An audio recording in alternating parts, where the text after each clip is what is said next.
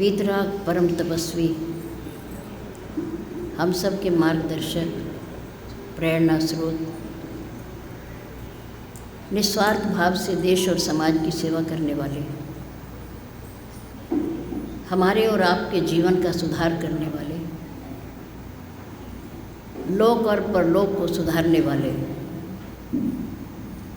हमारे श्री सद्गुरुदेव जी महाराज। बोल श्री सद्गुरुदेव महाराज की जय। अर्चनीय वंदनीय धर्म स्वरूप पूर्ण समाज, भक्ति स्वरूपा मातृ शक्ति प्यारी बहन, प्रातःकाल के शुभ वेला में भगवान शंकर जी के पवित्र मंदिर के प्रांगण में अपने अपने पैरों की चौकड़ी लगाकर बैठते हुए, शरीर को सीधा रखते हुए, मन को अपने पास लाते हुए, चित्त वृत्ति को एकाग्र करके बैठते हुए, चेहरे को मंच की ओर करते हुए, आंखें खोल करके बैठते हुए, किसी भी प्रकार की हलचल को रोकते हुए, शांति का दान देते हुए, धर्ममय वातावरण में समय का सदुपयोग करते हुए धर्म की चर्चा, जीवन सुधार की चर्चा, प्रभु की पवित्र पावनी चर्चा कहने और सुनने का प्रयास कीजिए। धन्यवाद।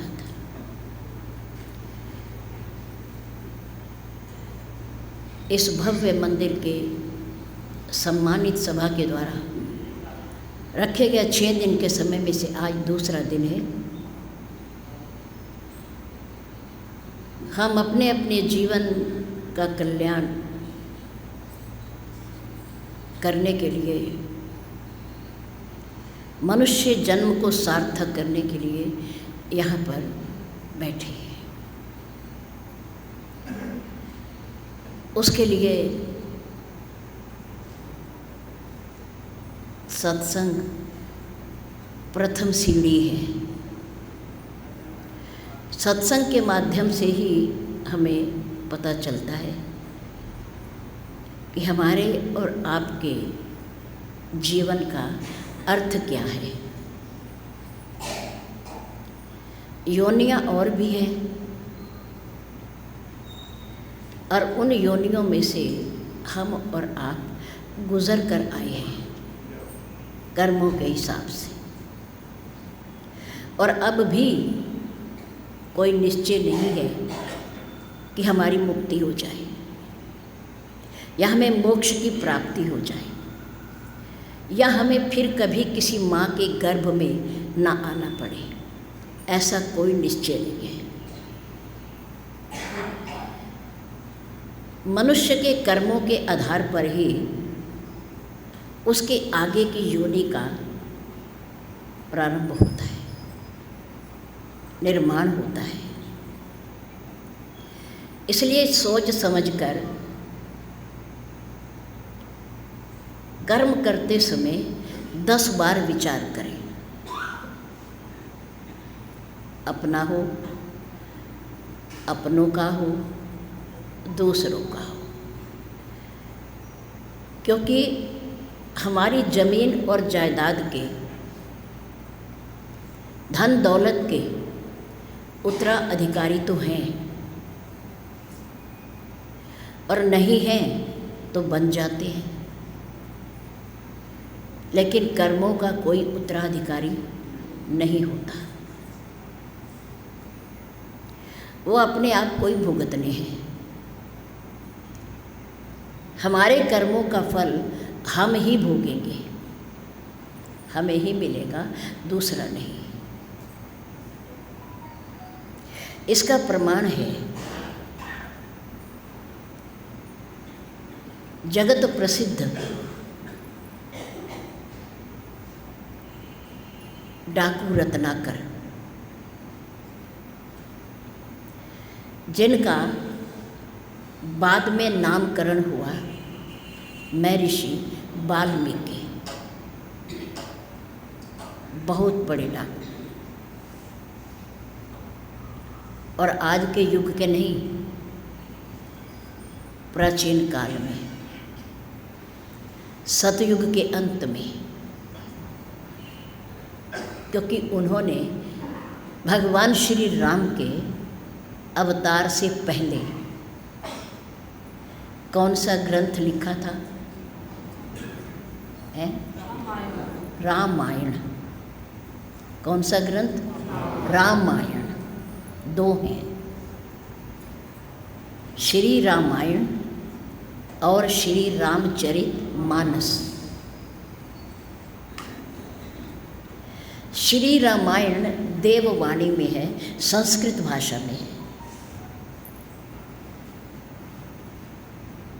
जो भगवान के प्रकट होने से पहले भविष्यवाणी।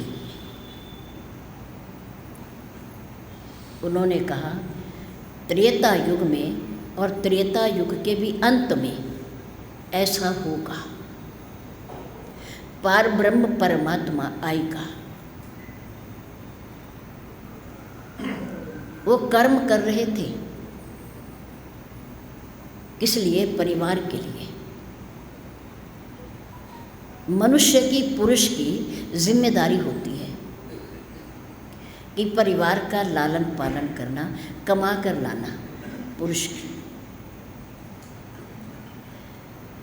पर कैसे कमाए, कितना कमाए, कहाँ से कमाए, ये उसकी सूझबूझ पर आधारित है।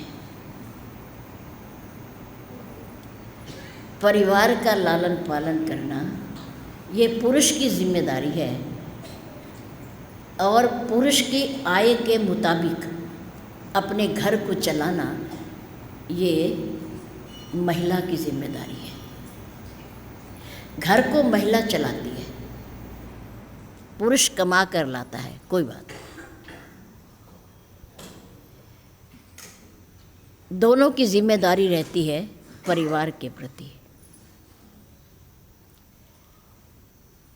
लेकिन डाकू रत्नाकर कर्म तो कर रहा है, कमा तो रहा है, लेकिन कमा कैसे रहा है?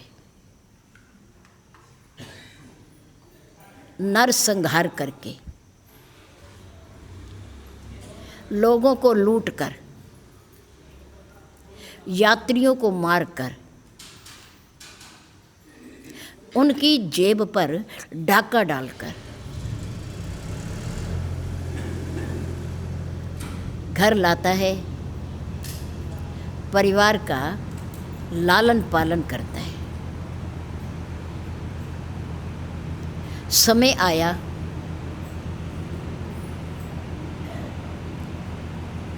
संतों ने कृपा की,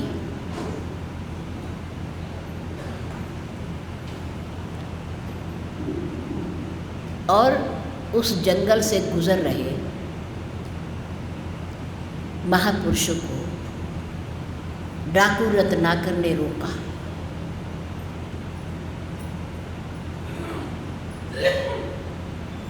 महान पुरुषों ने कहा, क्या चाहते हो? जो कुछ आपके पास है दे दो, अपने आप दे दो तो अच्छी बात है, नहीं तो मेरा काम है लूटना, मारना। जो कुछ किसी के पास होता है मैं वो छीन लेता हूँ, मेरा काम है। महान पुरुषों ने कहा हमारे पास तो कुछ भी नहीं है। रत्नाकर ने कहा, झूठ बोलते हो,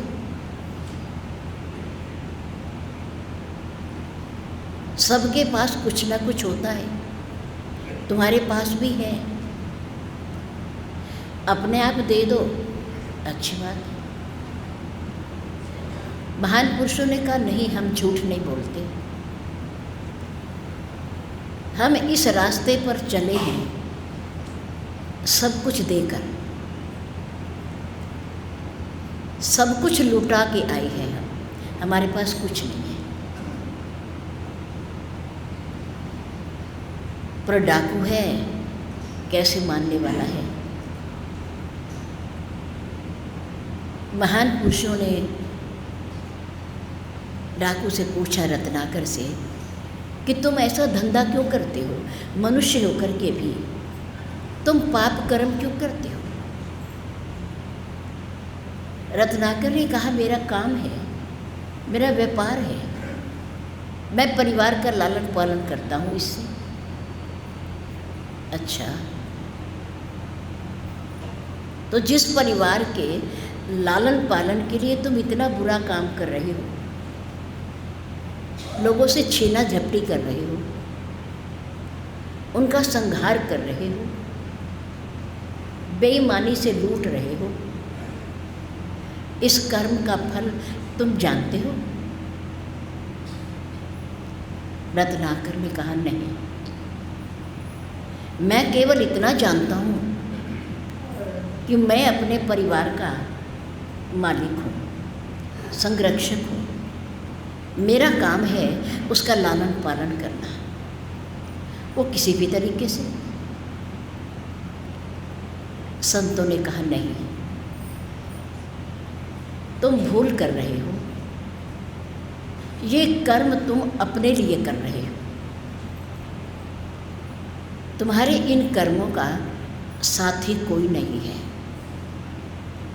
धन के साथी तो हैं, कमाई के साथी तो हैं, लेकिन जो कर्म करके तुम कमाते हो उसके साथी वो नहीं है। मैंने कहा, झूठ बोलते हो, तुम मुझे अपने कर्म से हटाना चाहते हो, मुझे गलत रास्ता दिखा रहे हो। महान पुरुषों ने कहा, नहीं, हम तुझे गलत नहीं, सही रास्ता दिखाना चाहते हैं। बात को समझो, तुम एक काम करो, क्या कि तुम इसी वक्त अपने घर जाओ, अपने परिवार वालों से एक प्रश्न करो, पूछो क्या कि जो कर्म तुम कर रहे हो उस कर्म का फल जब भोगने का नंबर आएगा तो क्या तुम्हारे परिवार वाले तुम्हारा साथ देंगे?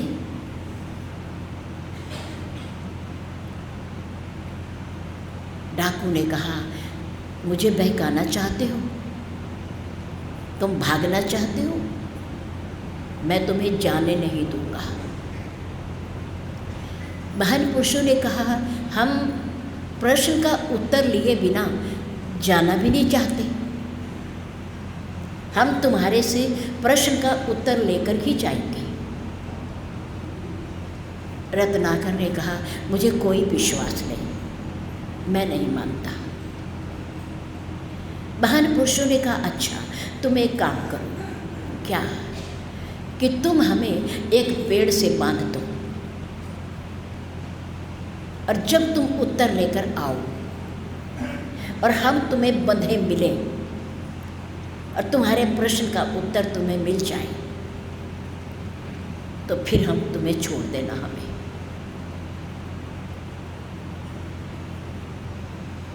डाकू ने कहा, बात तो ठीक है, इनकी बात में भी दम है। अगर ये भागना चाहते तो कोई और बात भी कह सकते थे, कोई और बहाना भी बना सकते थे, लेकिन अपने बंधने का तरीका कौन बताता है? रत्नाकर ने विश्वास नहीं किया और महापुरुषों को पेड़ के साथ बांध दिया और अपने आप घर पहुंचा, परिवार को इकट्ठा किया और कहा, सुनो, आज मैं तुम्हारे से एक प्रश्न का उत्तर मांगने आया हूँ। घर वालों ने कहा, तुम्हें ये अचानक क्या हो गया? क्या पूछना चाहते हो? क्या प्रश्न है तुम्हारा?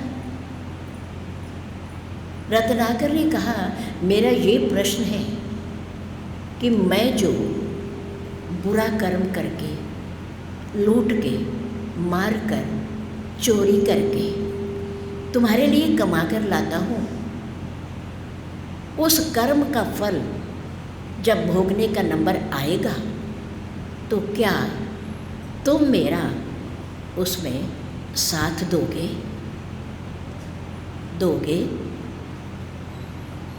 परिवार के बड़े जितने बैठे थे सबने कहा बिल्कुल नहीं, ये तुम्हारा अधिकार है, ये तुम्हारा कर्तव्य है कमा कर लाना, कैसे भी लाओ, हमें तो खाना है, हम तुम्हारे आश्रित हैं, तुम हमारे आश्रय दाता हो, तुम कमाने वाले हो और हम खाने वाले हैं। अब कर्म तुम जो भी करो, किसी भी कर्म से कमाओ, झूठ से कमाओ, बेईमानी से कमाओ, कम तोल कर कमाओ, किसी को मार कर कमाओ, किसी की आंखों में धूल झोंक कर कमाओ,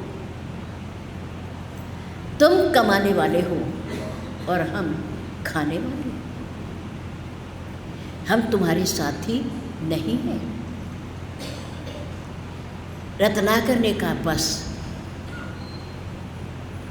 मुझे प्रश्न का उत्तर मिल गया जो महापुरुषों ने मेरे से किया। रत्नाकर जंगल में आए, महापुरुषों को बंधे हुए देखा और आकर के चरणों में गिर पड़े, माफ़ी मांगने लगे। अब तक मैं अंधेरे में था, मैं मोह में था, मैं परिवार की ममता में था, लेकिन आज आप लोगों के ज्ञान ने मेरे अंतर चक्षु खोल दिए हैं। मुझे पता चला कि धन के तो सब साथी हैं, व्यापार के तो सब साथी हैं, जमीन और जायदाद के तो सब साथी हैं, लेकिन कर्मों का साथी कोई नहीं है। कर्म प्रधान विश्व करी राखा, जो जस करही सो तस फल चाखा। कर्म जो करेंगे वो हम अपने लिए करेंगे, उनका फल भी हमें ही भोगना पड़ेगा, दूसरा नहीं भोगेगा। इसलिए सोच समझ कर 10 बार सोचो। दुकान पर बैठे हो, कार्य क्षेत्र में हो, व्यापार क्षेत्र में हो, कारखाने में बैठे हो, कार्यालय में बैठे हो, झूठ बोलना भी एक कर्म है, कम तोलना भी एक कर्म है, कम नापना भी एक कर्म है, और बेईमानी कहना कुछ और देना कुछ, ये भी कर्म है, ये भी कर्म है। परमात्मा जिसने पेट बनाया है वो इसे भरता है, हम नहीं भरते। और फिर हम तो पेट तक सीमित नहीं है, हमारी तृष्णा बहुत बड़ी है, कोई सीमा नहीं उसकी, पेटियों तक सीमित है। परमात्मा कभी किसी को भूखा नहीं सुलाता, भूखा उठाता तो है पर भूखा सुलाता थोड़ा चाहे ज़्यादा, बहुत बढ़िया या केवल दाल रोटी तो सबको देता है। भरोसा करो, विश्वास रखो उस परमात्मा पर, और ये जन्म क्यों मिला है उस पर विचार करो। ये सत्संग पहली सीढ़ी है अध्यात्म पथ पर चढ़ने के लिए, पहली सीढ़ी। इसी से ज्ञान होता है, इसी से सद्बुद्धि मिलती है, इसी से सद्गति की प्राप्ति होती है, इसी से मोक्ष मिलता है।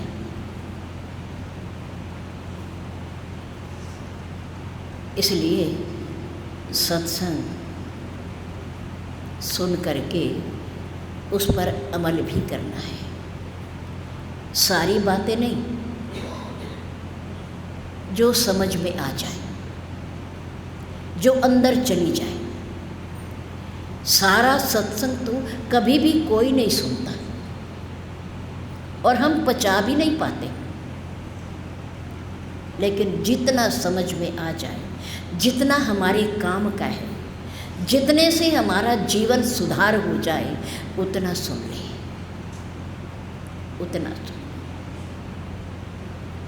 तो हमारे दूसरे दिन के सत्संग की कड़ी है, भगवान श्री राम समुद्र पार करके कहाँ पहुँचे? लंका में पहुँचे। किस स्थान पर पहुँचे? लंका के सुबेल पर्वत पर। वो चोटी खाली है, त्रिकूट पर्वत है समुद्र के पार। त्रिकूट पर्वत, एक कूट पर, एक चोटी पर लंका है सोने की, एक चोटी पर अखाड़ा है रावण का, दरबार लगता है, नृत्य होता है, दंगल होता है, कुश्ती होती है, खेल होते हैं, रावण बैठकर देखता है। और एक चोटी खाली है जिस पर मेरे राम ने डेरा डाला है। समुद्र पार करने के बाद भगवान राम अपनी सेना के साथ डेरा डाला उन्होंने सुबेल पर्वत पर। यहाँ शैल सेल रघुबीरा, भगवान श्री राम सुबेल पर्वत पर विराजमान हो गए। उनकी सेना बैठ गई वहाँ। भगवान राम ने कहा, लक्ष्मण देखो, हम यहाँ बिना बुलाए आए हैं,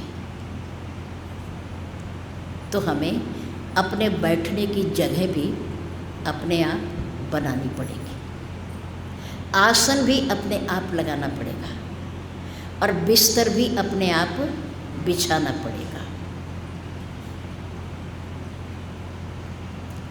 यहाँ शैल सेल रघुबीरा, उतरे सेन सहित अति भीरा, बानरों की सेना की बड़ी भीड़ है।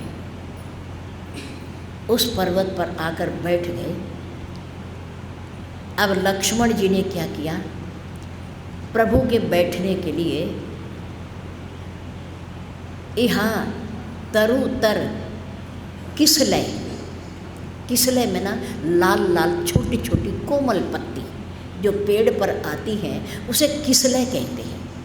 किसलय, जब पत्तों की पतझड़ होती है पुराने पत्तों की, तो नए पत्ते आते हैं।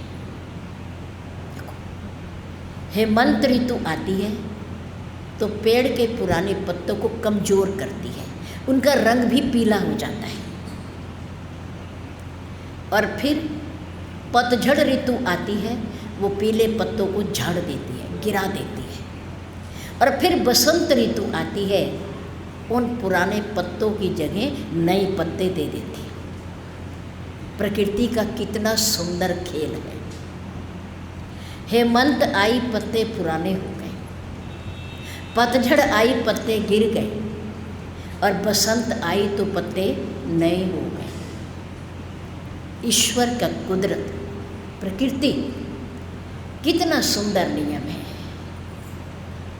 कि जहाँ से निकलता है वहाँ पर प्रकृति भर भी देती है, भर भी देती है। आप अपने खजाने में से जहाँ से निकालते हो, पता नहीं परमात्मा उसे कहाँ से भर देता है, पुनः भर देता है। जब प्रकृति भर देती है, कुदरत भर देती है, गिरे हुए पत्तों की जगह नए पत्ते लगा देती है, किसी को कुछ करना नहीं पड़ता।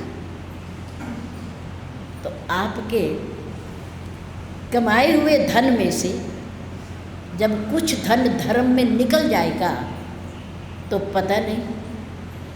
पता नहीं जिसके नाम से दोगे वो कितना दे दे, कितना दे दे। कुछ नहीं पता। उस समय लक्ष्मण जी ने तहा तरु किसले रुचिर सुहाए, छोटे छोटे पत्तों को तोड़कर, पेड़ों के पत्तों को और वहाँ के फूलों को, जंगली फूलों को तोड़कर एक धरती पर बिछा दिया, धरती पर बिछा, और उसके ऊपर लक्ष्मण जी ने अपने हाथों से मृगछाला बिछाई, मृगछाला।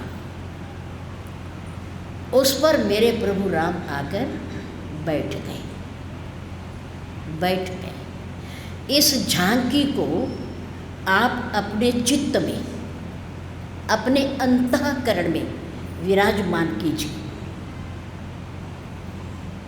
ध्यान करेंगे तो आपका ध्यान समुद्र के पार चला जाएगा, त्रिकूट पर्वत पर चला जाएगा। एक तरफ सोने की लंका है, एक चोटी पर अखाड़ा है और एक चोटी पर सुबेल पर्वत पर प्रभु राम बैठे, प्रभु राम बैठे। उस समय मेरे प्रभु थके हुए थे और वो लेट गए। लेटने के बाद उनका सिर किसकी गोदी में है? सुग्रीव की।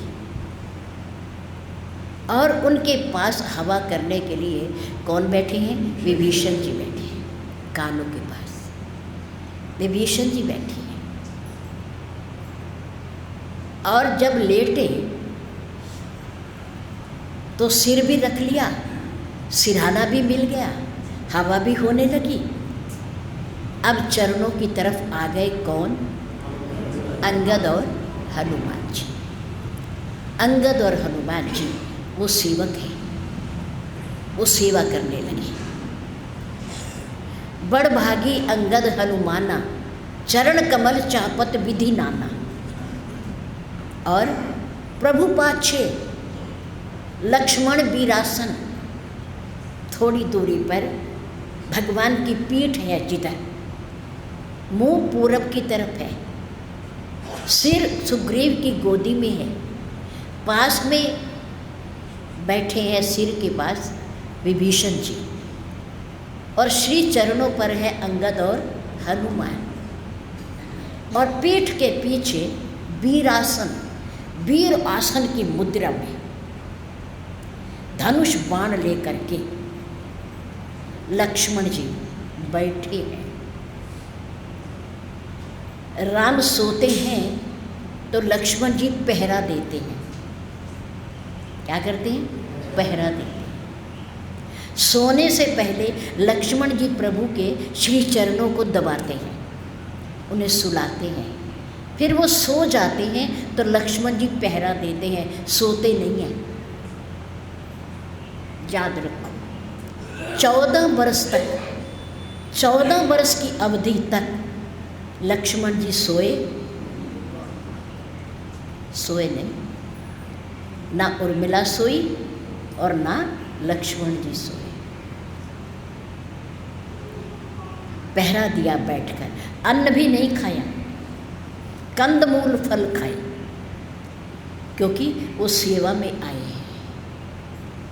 माँ सुमित्रा ने कहा कि देखो लक्ष्मण, तुम घूमने नहीं जा रहे हो जंगल में,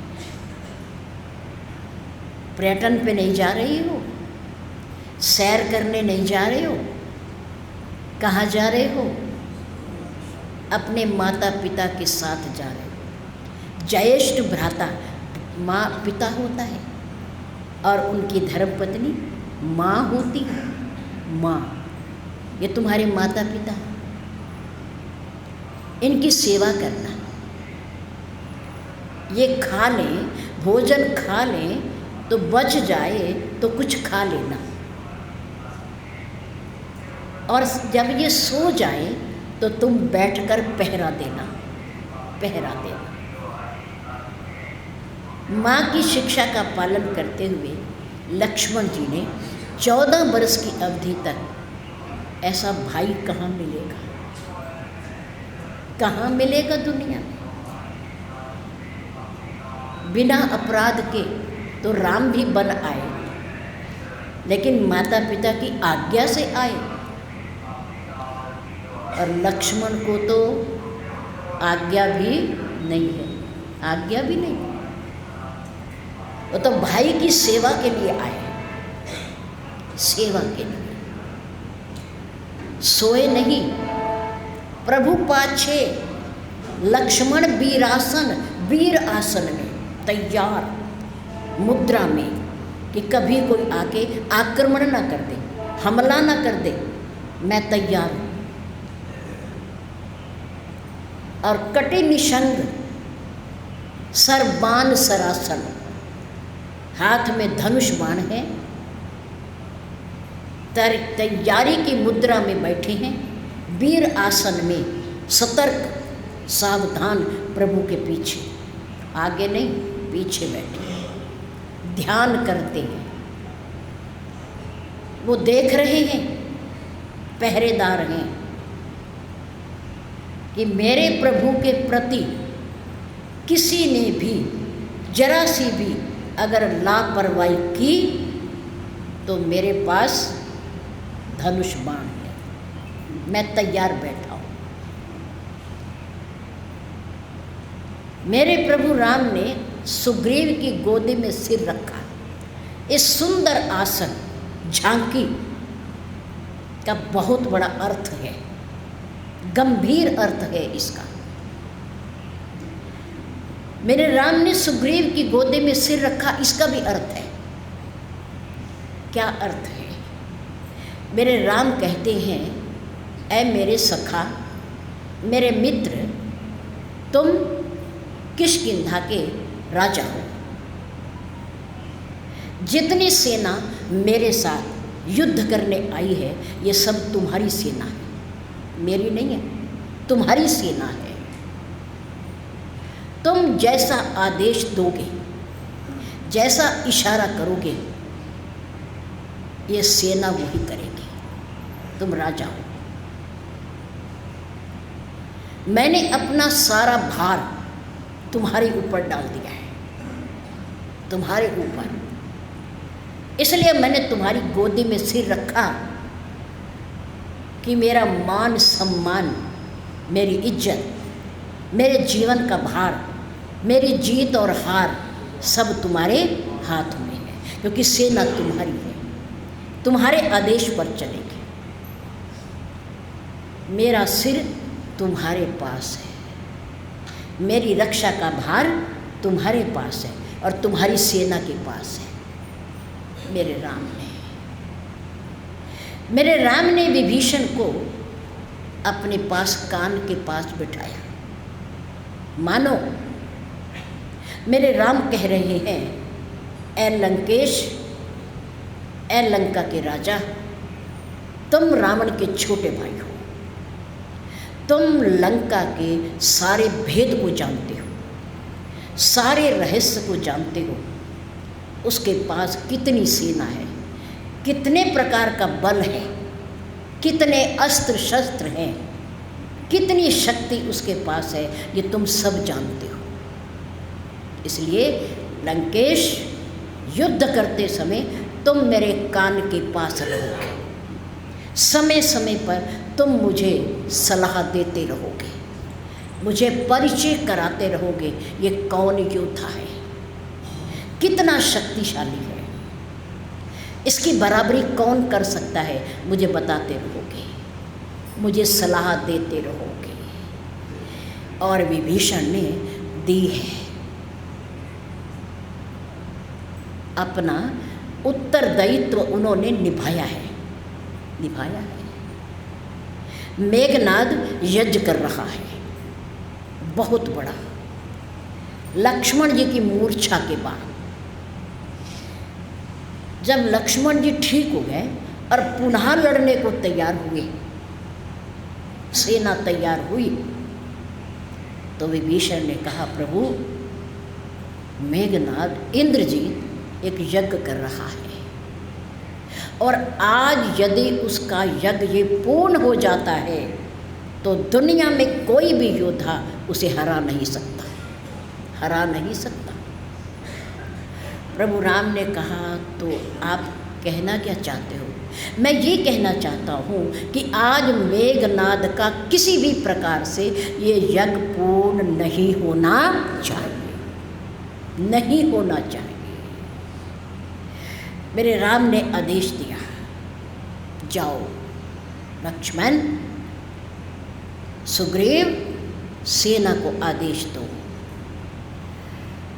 कि वो जहाँ एकांत में बैठकर यज्ञ कर रहा है वहाँ जाएं और उसके यज्ञ को विध्वंस करें, पूर्ण न होने दें। ये बहुत ज़रूरी है। सुग्रीव की सेना, अंगद, नल, नील, हनुमान जी आदि आदि बड़े बड़े योद्धा वहाँ पहुँचे। विभीषण का इशारा पाकर कि कहाँ और कैसे यज्ञ कर रहा है, क्योंकि लंका का परिचय तो विभीषण को ही है और किसी को नहीं। विभीषण ही लेकर के वहाँ पहुँचे। वानरों ने मिल करके उसके यज्ञ को विध्वंस कर दिया और वो रथ पर चढ़कर लक्ष्मण जी के साथ लड़ने पहुंचा। जो शक्ति उसे प्राप्त होनी थी विजय प्राप्त करने की, वो नहीं मिली, क्योंकि यज्ञ पूर्ण नहीं हुआ, नहीं मिली। अब मेघनाद बाण छोड़ता कहीं और है और जाता कहीं और है, क्योंकि विनाश काले विपरीत बुद्धि, उसका अंत आ गया है, अंत आ गया है।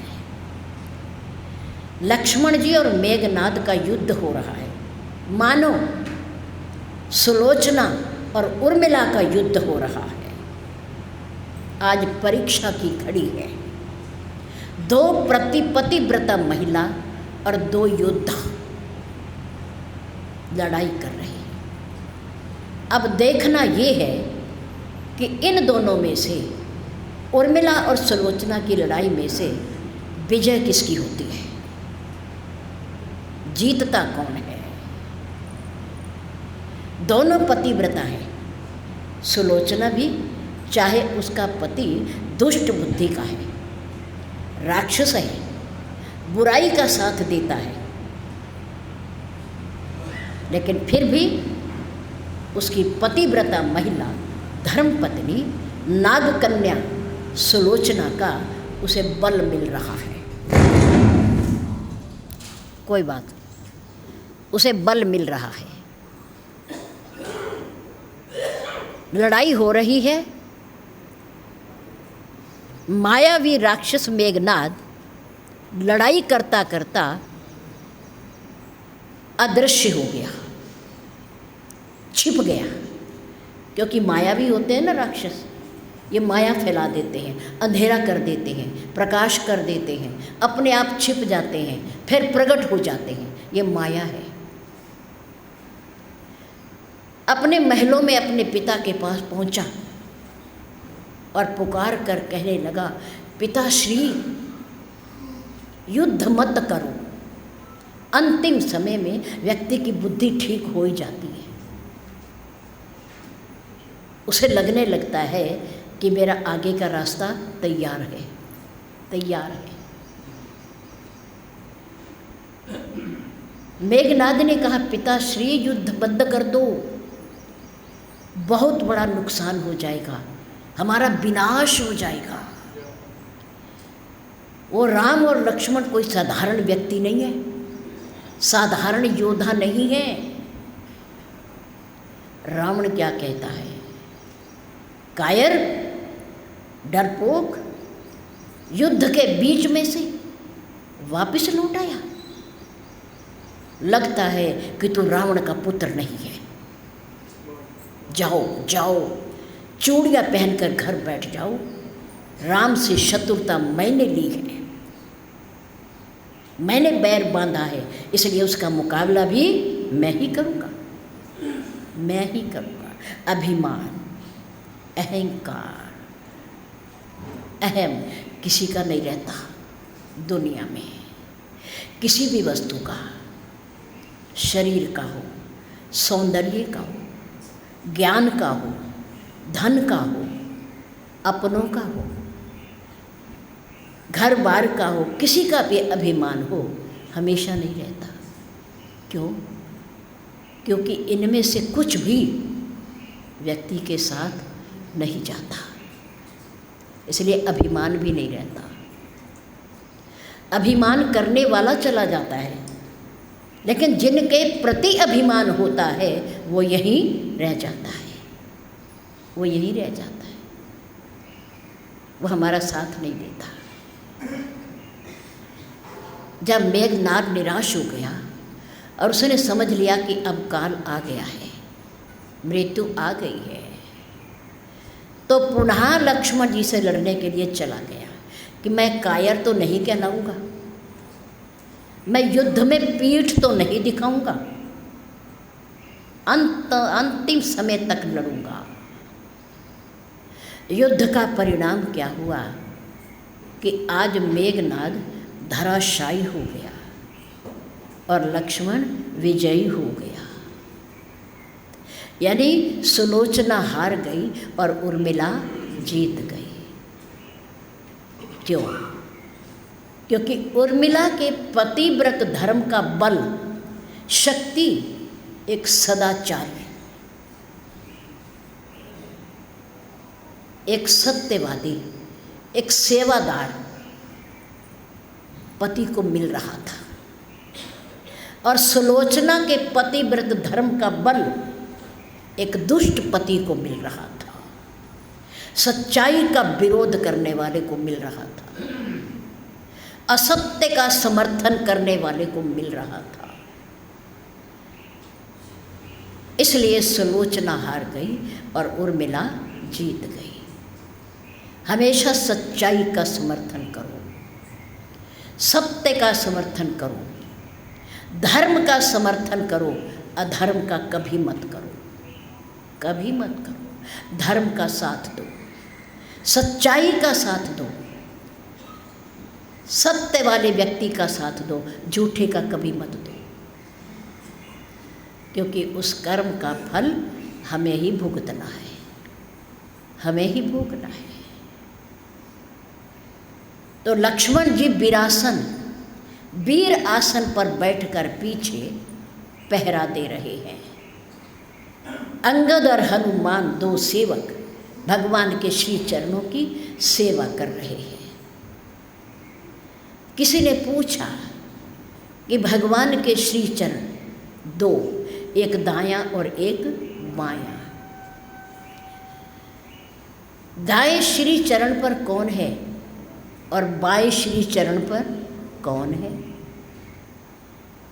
भाई सुग्रीव तो हो गए भगवान का सिर अपनी गोदी में रखे हुए, विभीषण हो गए प्रभु के कान के पास, और अंगद और हनुमान जी लिपटे हुए हैं प्रभु के श्री चरणों से।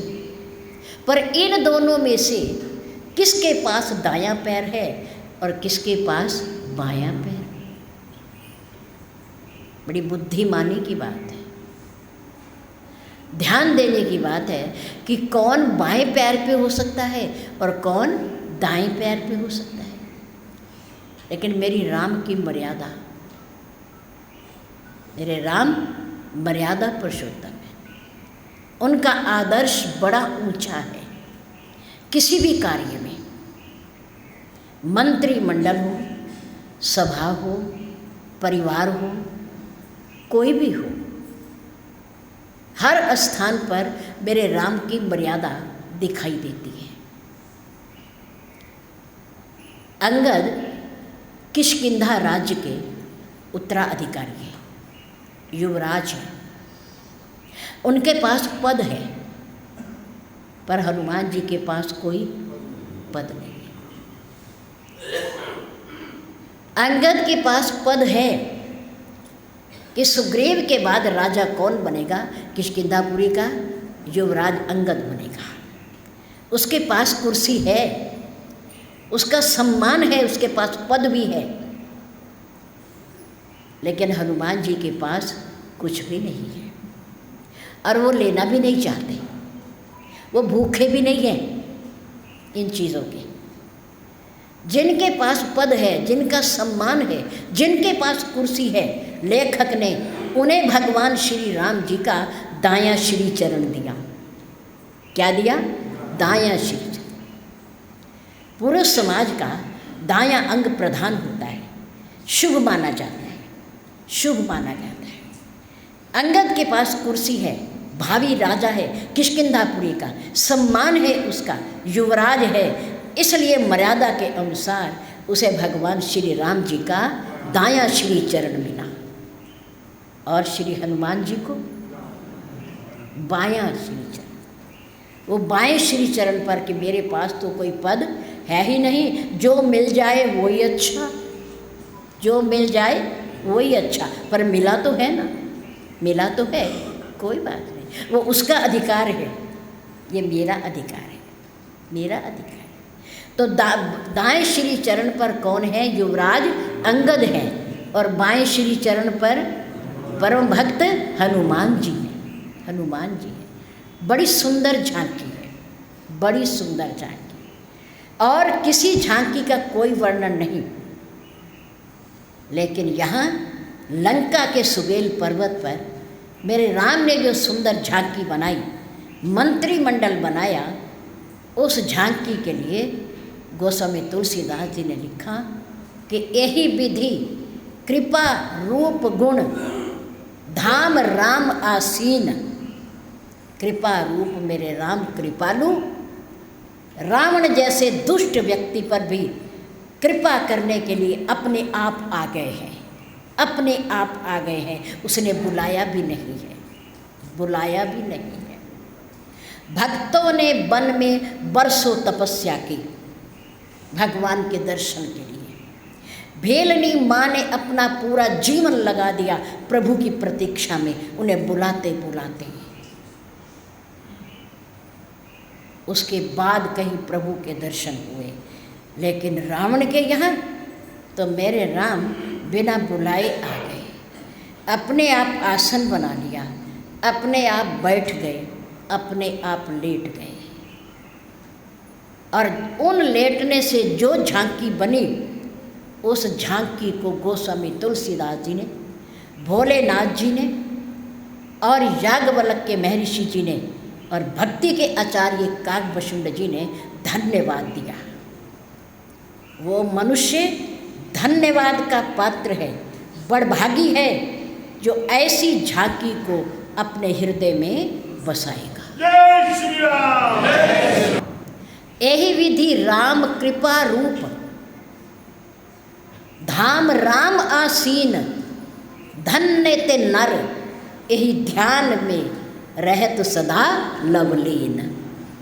ऐसी झांकी के ध्यान में जो मनुष्य होकर के हर समय लवलीन रहेगा, मस्त रहेगा, मेरे राम मेरे हृदय रूपी पटल पर विराजमान हैं, लेटे हुए हैं, सुखपूर्वक। उनका सिर सुग्रीव की गोदी में है, कान के पास विभीषण बैठी हैं, श्री चरणों पर अंगद और हनुमान लिपटे हुए हैं और वीर आसन पर पहरा देते हुए लक्ष्मण जी विराजमान हैं।